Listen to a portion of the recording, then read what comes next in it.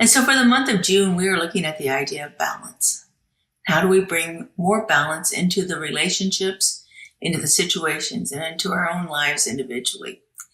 This week, our topic is finding the magic balance between community and individual needs.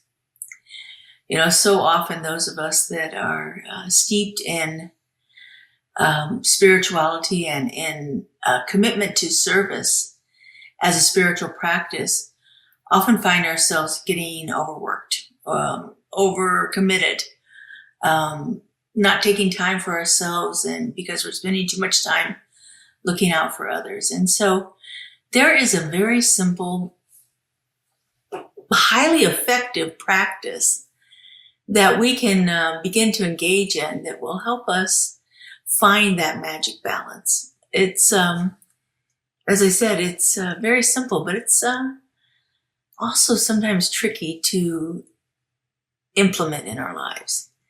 And that is the idea of boundaries.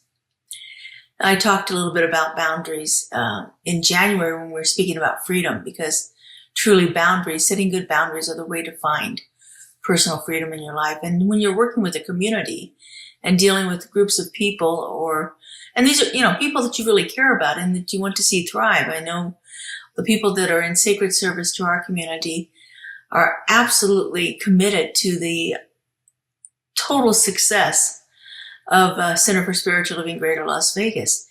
And they are so willing to help out at so many different things. And sometimes we find that our things start to not work as easily. There starts to be little tiffs and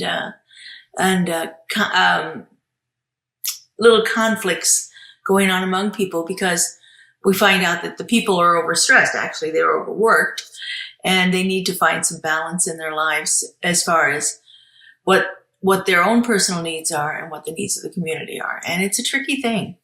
It really is. There are so many different ways that we can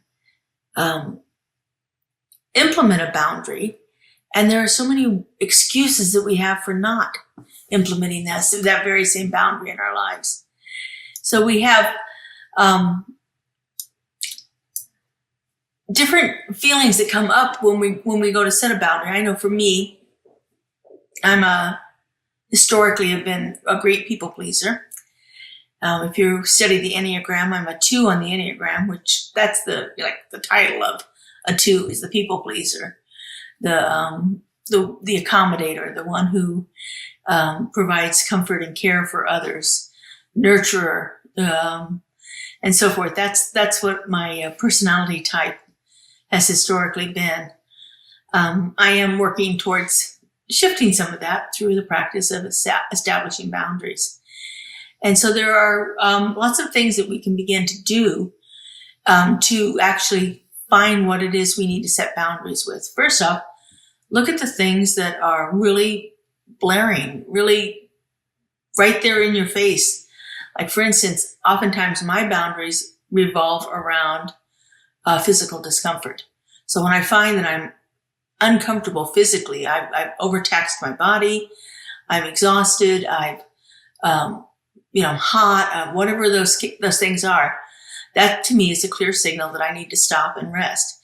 And stopping and resting and taking care of myself is a boundary that I'm willing to establish so that I can actually be of service a little further down the road once my body has recuperated. And so that's one of the ways that I look for that signal. Again, as I said earlier, oftentimes the lack of boundaries shows up in conflict. It shows up in petty arguments. It shows up in complaining about each other and things like that. So when I find that I start to do that, I'm like, oh, somewhere along here, I've let somebody cross my boundary. I've actually not let somebody cross it. I have not held firm to what my boundary is, because it's all on me. It's not on somebody else. I can't expect someone else to know where my boundaries are and honor them. This is on me to say, okay, that's it. No, that's all I'm doing right now. And so, when we stay in that attitude that we have to keep sacrificing ourselves for others in whatever that way is, physically, emotionally, time, whatever that is that we're doing, then we begin to resent it. It simply is not sustainable at all. And there are things that begin to show up contrary to that. In community, what we often find is that the people will fall away for a while. They've done so much and given so much of themselves that it's time for them to step back and take a break. And that is totally legit. I would like it to get to a point where people don't feel like they have to totally step out, that they've taken care of themselves all the way along the way, so that we have that sense of sustainability in the volunteer work that we're doing, in the service that we're doing to our community and to each other. If I take care of my own needs all of the time, then I can then have a place for other people, for me to take care of other people's needs. But if I neglect my own needs, then they suffer too, because there's just this, I'm not fully able to contribute in the way I was able to before because I'm depleted. And so we work at finding those areas in our lives where we can set a boundary, maintain that boundary, and do it in a way that is not alienating to anybody else, but it actually is empowering to other people. It gives them permission to do the same thing. I just returned from San Antonio, Texas, where I was officiating the internment of my parents at the Fort Sam Houston National Cemetery. And I was with my family. I love my family. My family's fabulous. It was terribly hot and humid there. It was, I live in Las Vegas where it's hot, but it's not humid. And it's a whole different kind of heat. And, after being here almost 50 years, I've learned how to manage the extreme temperatures we have here. But we were in San Antonio and it was 97 degrees and 92% humidity. And yeah, it was really tough.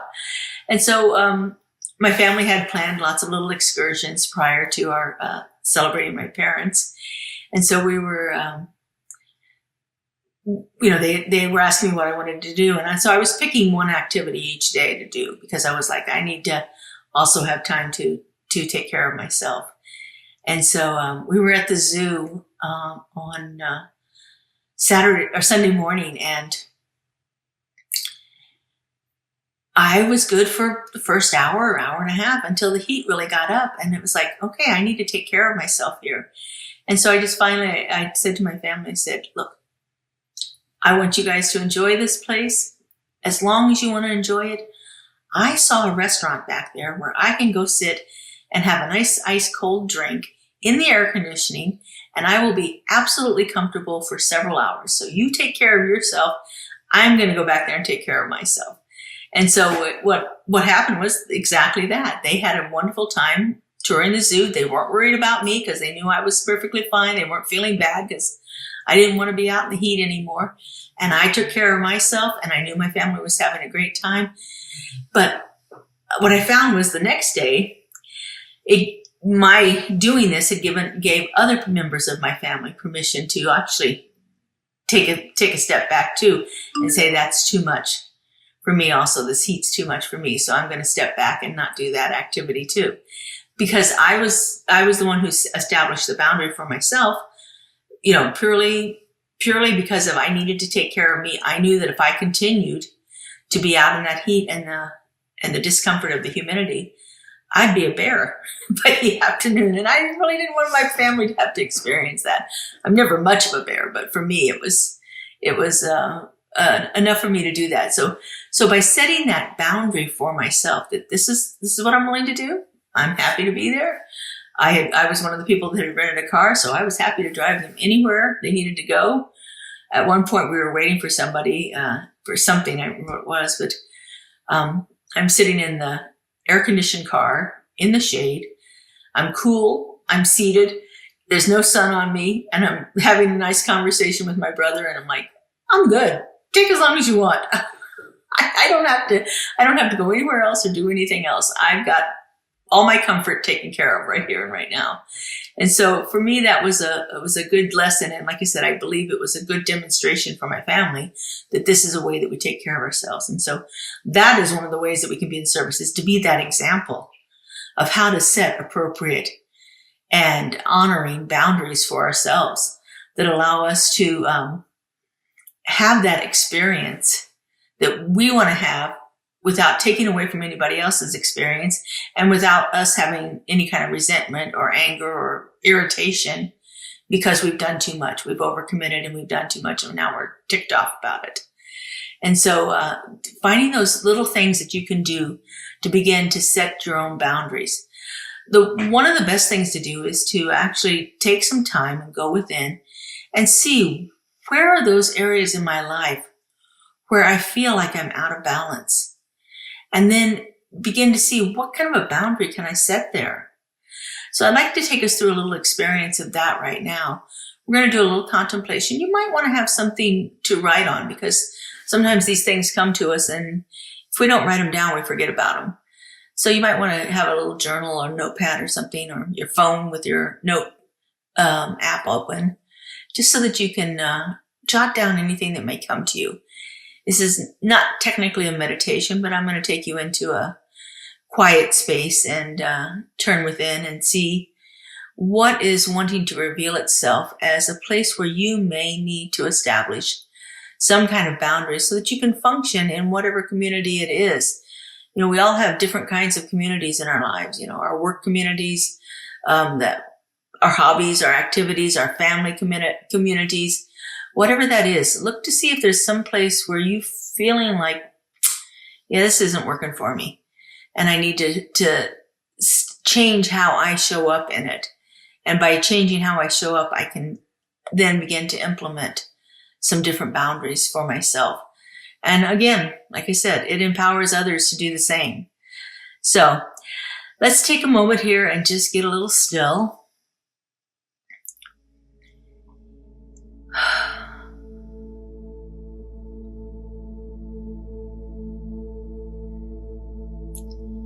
And just kind of turn within.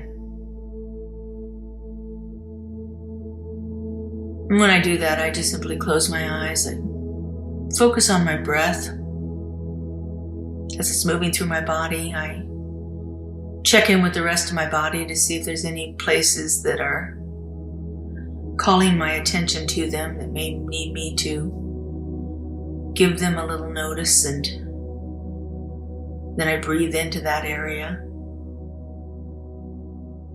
Just imagining the breath moving into that spot of my body and opening up all the cells and filling them with what they need, taking away anything that doesn't belong, and allowing everything to relax where that is not as noticeable.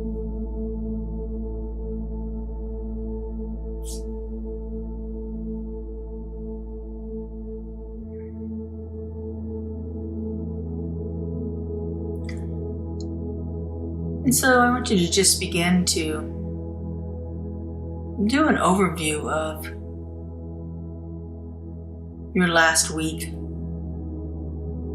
or maybe your last couple of weeks. And see if you can bring to mind any time that you felt like you might have been out of balance, like maybe you were giving more of yourself than you wanted to. Or maybe you even thought somebody was asking more of you than you were willing to give.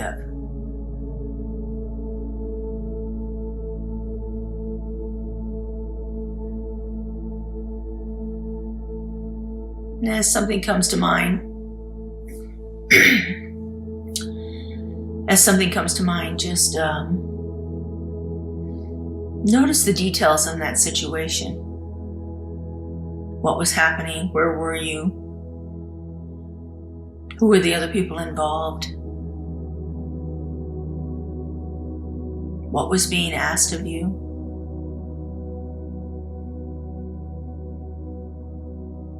And how were you feeling about what was being asked? How were you feeling physically? emotionally.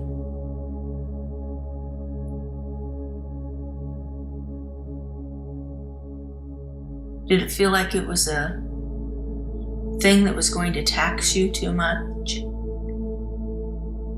Either time-wise or financially or emotionally, physically. Just notice the circumstances and everything involved in it.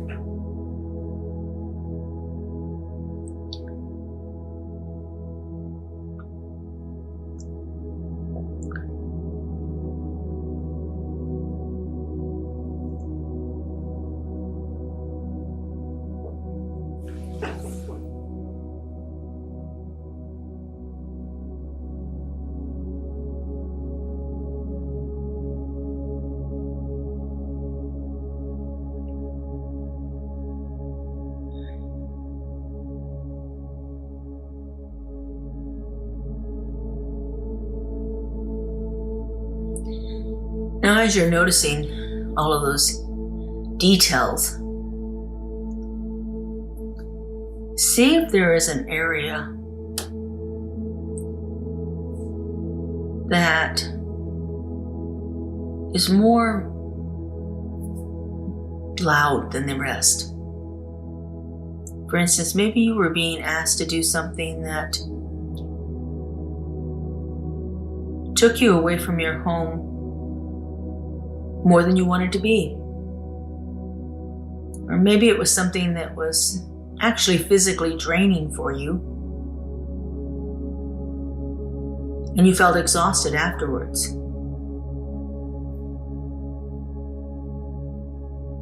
Perhaps it was something that took up more of your time than you were really willing to give.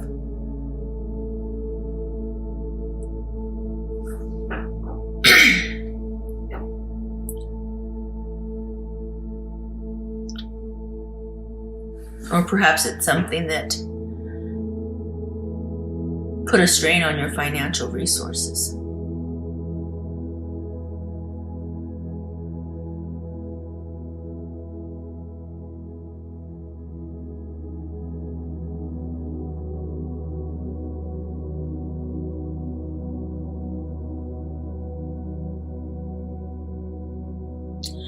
And once you've identified what that one area is, and there may be many areas where you could have set boundaries in this situation, but let's just focus on one for right now.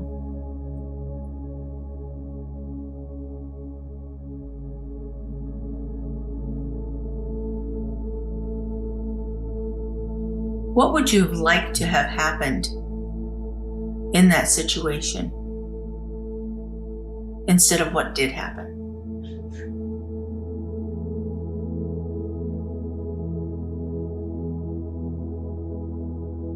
Maybe you would have liked the person not to have asked you in the first place.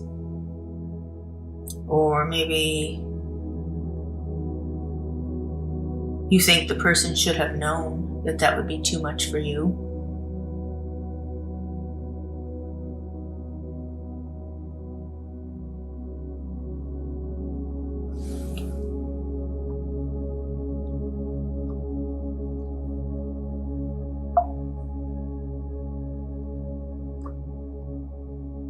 What would you have liked to have happened?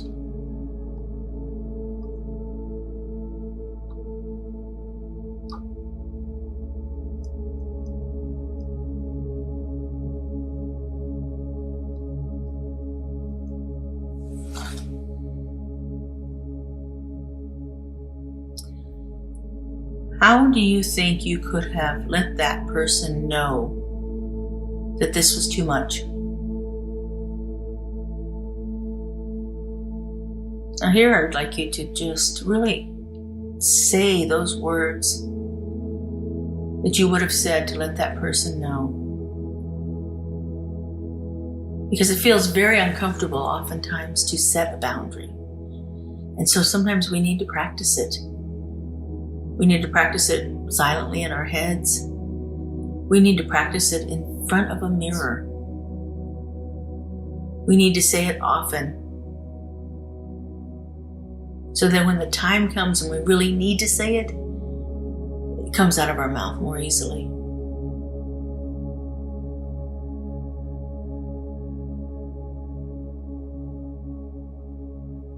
What would you like to have said to that person?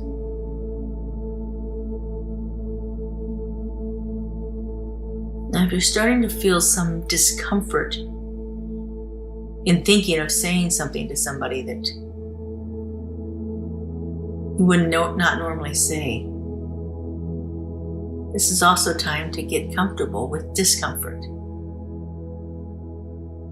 Because that little bit of short-term discomfort that you feel making the statement that upholds your boundaries is going to pay off hugely in the end with you honoring yourself.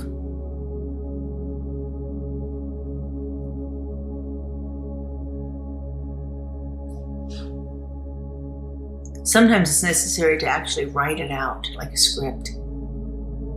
Like, this is what I'm going to say.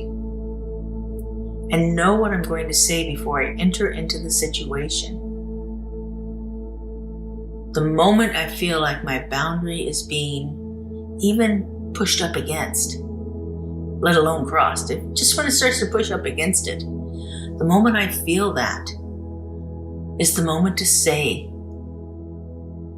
this is where I draw the line. I am not willing to do that. I need to take care of myself.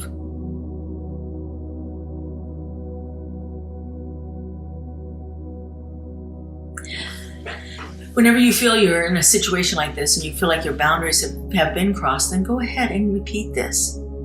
Go through this, like, what was going on here? What was the boundary that was being crossed?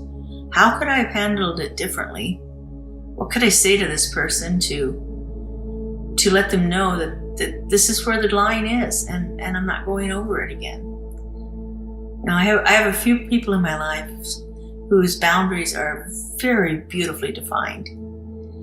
And I've learned well from them. And so this is an opportunity for not only you to learn it for yourself, but for you to be that example for someone else. Where by setting boundaries, the community runs smoothly.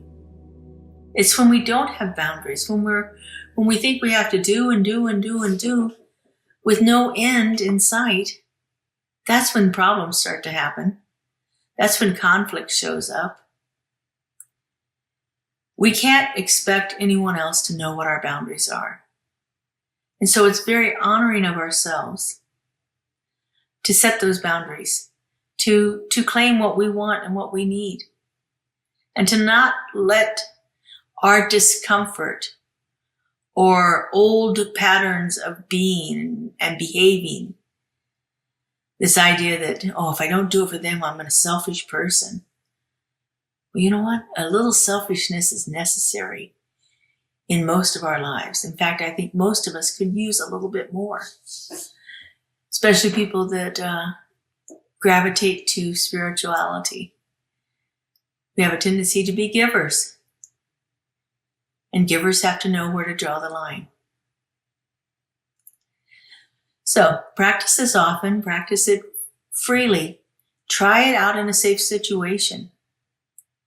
If you've never set a boundary for yourself, if you've never said no to someone about something that they're asking you to do or give or be, try it.